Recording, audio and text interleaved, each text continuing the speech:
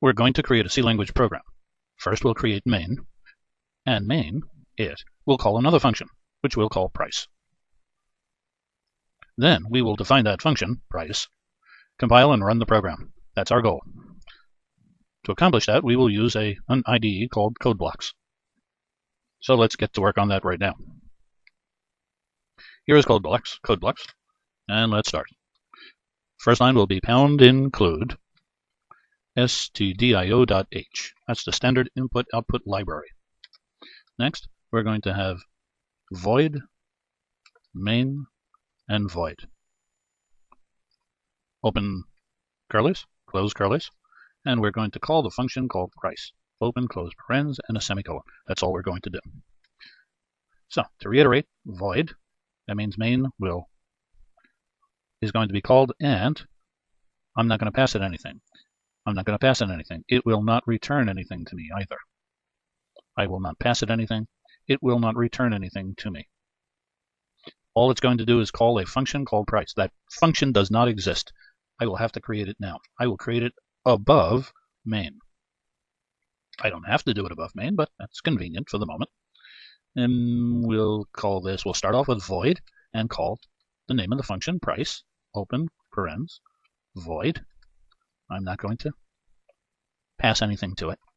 And it will have, there's my open close curlies, one statement. It will print f. It will say the price is %d, there's my format specifier, close quotes, comma, 45,001. That'll be it. That's all this is going to do. It'll take the 45 here and replace the %d, and it'll say on the screen price is 45. And I could say dollars. I can do it easier by just putting a $sign there. That's nice. Get rid of that space, and we're set. And I must terminate my statement here with a semicolon. And that's it. And control will be returned back to the line following the point of departure, which is this line right here, and the program will end. So main calls price, price prints something out, an integer value, and returns control back to main, program ends. That's it. Now let's see if this works. Step number 1, I compile the program. And let's look down here, and 0 errors, 0 warnings. Ah, very good.